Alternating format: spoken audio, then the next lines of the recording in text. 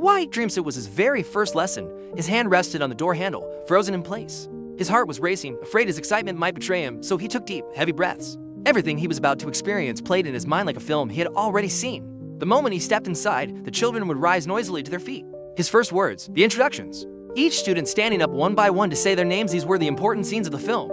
In his head, he took one last deep breath. His whole body was trembling. The more he tried to suppress his nerves, the colder he felt. His left arm was icy cold. Slowly, he pushed the handle down and stepped into the room. What he saw almost stopped his heart. About 30 children, dressed in pure white coats, their bright eyes shining with joy, were looking at him. This wasn't a classroom. It looked like a garden from paradise. The words he had rehearsed so many times, "Good morning, children," vanished from his mind.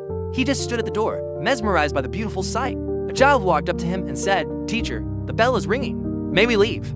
That's when he realized something was wrong. The lesson hadn't even started. And what was that bell? It was ringing right in his ear. The young teacher opened his eyes. It was only his alarm clock, set earlier than usual just in case. It rang relentlessly by his bedside. The blanket had slipped to the floor. His left arm was pressed against the freezing wall, numb with cold. Once again, the alarm clock, that destroyer of dreams, had killed a beautiful dream. He sat up in bed. The stove that had burned fiercely through the night had gone out before dawn, and the cold had taken over the room. As he reached to pull the curtains, his back cracked with stiffness. His whole body felt numb. Stretching his arms wide, he finally opened the curtains while he slept. The angels had spread a pure white blanket outside. Nearly half a meter of snow covered everything, falling without pause all night. He had to hurry, pulling out his thickest clothes from the wardrobe. He whispered a prayer. I hope the roads aren't blocked. His school was far, and he couldn't afford not to get there, layer upon layer. He dressed, grabbed his books, and stepped outside. The moment he set foot outside, he realized the cold inside was nothing compared to the freezing air outside. Though walking in the snow was hard, he made his way to the village road to wait for the bus. There were no tracks on the ground. No one had passed since the night before. Wrapped tightly in his clothes, he told himself he could wait, but half an hour passed. No one came. No bus, no footsteps, no sound. The road was blocked by snow. Now there were only two choices: wait until the road was cleared and miss school, or walk through the snow so the children wouldn't be left waiting. The dream he had seen before dawn came rushing back.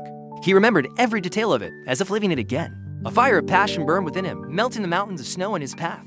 He decided, no matter what, he would reach his school. The young teacher trudged on, sinking into the snow with each step. He stopped now and then to catch his breath. The children must be waiting so eagerly, he thought. He forced himself forward, stepping blindly, not even feeling his frozen feet. He was getting closer. Snow began to fall again, this time bringing with it an unwelcome storm. Soon he could see nothing at all. He lost his sense of direction. All he could do was pray, God, those little children have a right over me. Don't let me die before I fulfill it. My brother's sacrifice to send me to university gave me a place to live. I promised them I would raise good people wherever I went.